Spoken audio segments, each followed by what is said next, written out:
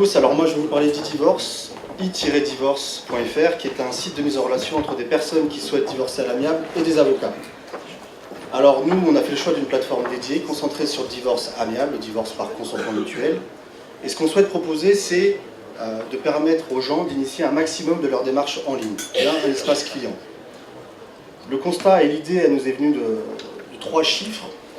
On a constaté que en France, vous avez un divorce toutes les 5 minutes. C'est-à-dire qu'à la fin de chaque pitch, aujourd'hui, vous avez quelque part en France un couple qui a divorcé. Plus de la moitié de ces divorces sont des divorces amiables, des divorces par consentement mutuel. Ça, c'est un premier constat chiffré.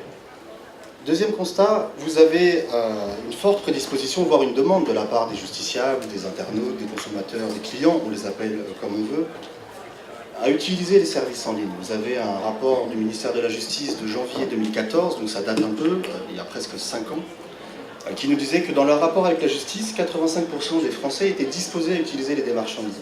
Utiliser les démarches en ligne, c'est quoi? C'est télécharger un formulaire, répondre à des questions, recevoir un rappel de pièces justificatives à adresser par mail, voire par SMS. Ce rapport, ces chiffres, qui datent un peu, ont été confirmés par le baromètre du numérique, il y a presque un an jour pour jour, le 27 novembre 2017. L'ARCEP, l'Agence du numérique, le Conseil général de l'économie viennent nous dire qu'au cours des 12 derniers mois, 67% des Français ont accompli une démarche administrative en ligne. Les 2 tiers de la population, au cours des 12 derniers mois, ont, dans leur rapport avec l'administration, utilisé Internet.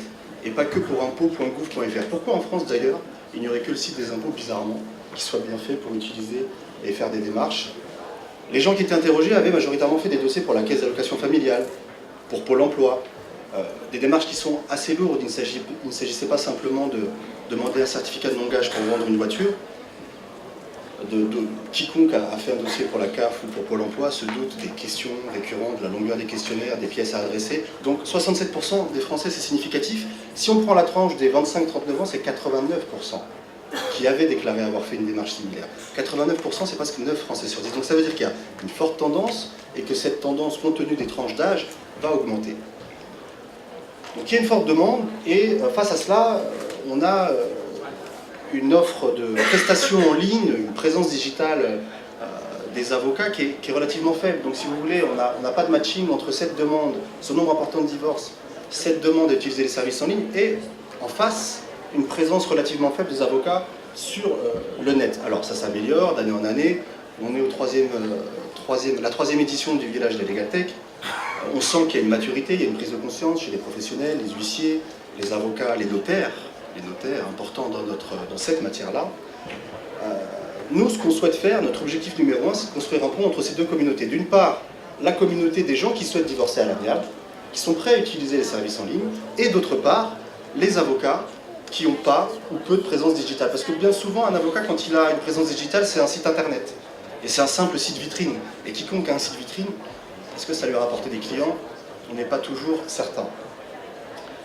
Outre la possibilité de constituer le dossier en ligne pour les clients, donc c'est un espace client auquel seul le client et l'avocat ont accès. Alors comme vous le savez, depuis la réforme, chaque époux doit avoir son propre avocat, l'époux numéro 1, l'avocat numéro 1, l'époux numéro 2, l'avocat numéro 2. Bien évidemment, la plateforme ne rentre pas autrement que pour des raisons techniques sur cet espace client, puisqu'on rentre dans le domaine du secret professionnel et dans la compétence de l'avocat.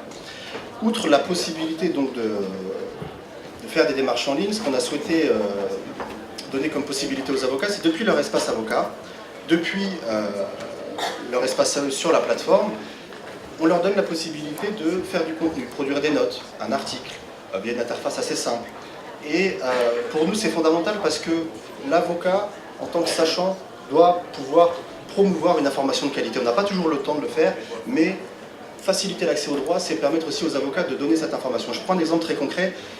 Quand on se sépare, est-ce qu'on a parfois pensé à la médiation? Et parfois, on voit dans la pratique, beaucoup d'avocats qui font le droit de la famille sont formés au processus collaboratif, à la médiation. Et avant de vous séparer, est-ce que vous, couple qui voulez rentrer dans cette démarche, vous êtes allé vous renseigner auprès de votre mairie, auprès de la caisse d'allocation familiale dont vous dépendez, auprès du tribunal de grande instance, pour savoir s'il y avait un planning de médiation familiale? Peut-être que faire intervenir un tiers dans le couple pourra rétablir un dialogue qui a peut-être disparu, et on pourra essayer, par ce biais-là, peut-être d'enrayer le process de séparation. Après, faut rester pragmatique. Moi j'ai des voisins, ils font une thérapie de couple, ça fait 3 ans, ça va pas mieux. Mais en tous les cas, on donne cette possibilité aux gens, on donne cette information. La déjudiciarisation, et j'en termine par là, la déjudiciarisation elle est fondamentale parce qu'on gagne du temps. Là où avant on était dépendant des délais devant les greffes des juridictions, dans des procédures contentieuses comme amiables, aujourd'hui comme le divorce amiable a été déjudiciarisé, on doit pouvoir gagner du temps. Ce n'est pas toujours faisable, la situation des époux ne le permet pas toujours, mais lorsque c'est faisable, gagner du temps, c'est réduire d'autant l'impact émotionnel que peut avoir la durée de la procédure sur les époux et leur entourage. Je pense aux enfants, je pense à la famille, aux grands-parents. C'est un peu utopique, mais on peut comprendre que même si on est dans une démarche amiable, le moins de temps ça dure, le mieux on se porte. L'utopie, nous, qu'on vise sur le projet professionnel et sur la plateforme, c'est de créer, alors c'est un mot qui est vachement à la mode, je ne l'aime pas beaucoup, mais là j'estime qu'il est pertinent, c'est de créer un écosystème de partenaires qui peuvent aider le couple à ce moment difficile de sa vie. Le notaire est le premier partenaire. Pourquoi? Parce que comme vous le savez, la convention est in fine enregistrée chez un notaire. Qu'est-ce qui ressort de la pratique? Soit les avocats ont l'habitude de travailler avec des études et les études acceptent de prendre les dossiers, soit il y a des biens immobiliers et éventuellement le notaire est intéressé, et on ne va pas se mentir, on a parfois beaucoup de mal à trouver un notaire qui accepte pour 50 €, ce qui n'est pas forcément rentable pour l'étude, pour le clerc ou pour l'assistante qui travaille et qui va passer du temps sur l'enregistrement de l'acte. Donc on est en partenariat avec Foxnote qui est une start-up dont les actionnaires sont des notaires. Je vois qu'on me fait signe que je déborde, mais voilà, juste créer cet écosystème. Pourquoi? Juste 2 exemples concrets. Quand on se sépare, on va rester dans le quartier, on va chercher un logement. Et tous les documents qu'on a donnés à l'avocat, à partir du moment où on est d'accord pour dire ces documents-là, pourquoi je devrais les redonner à une agence immobilière pour me loger? Si j'ai des gamins et qu'il y a la crèche, il y a l'école, je vais chercher un logement géographiquement proche de celui de mon futur ex-mari, de ma future ex-femme.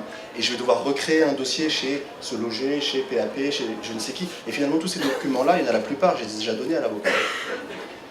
Donc pourquoi ne pas faciliter la tâche pour le justiciable à cette étape où il a un peu autre chose à faire dans sa vie? Voilà, vous verrez, j'ai mis les assureurs protection juridique pour éventuellement prendre une partie des honoraires des avocats en charge, des courtiers en négociation de prêt immobilier si quelqu'un veut rester dans la maison et racheter la soute du futur ex-conjoint, et évidemment l'aspect affectif et psychologique. On l'a vu apparaître dans des assurances multirisques habitation, des hotlines, des 08, où on appelle des psychologues pour parler de ce qui va mal. C'est un sentiment qui s'est un peu démocratisé dans nos sociétés aujourd'hui. Je termine vraiment, merci de votre attention et surtout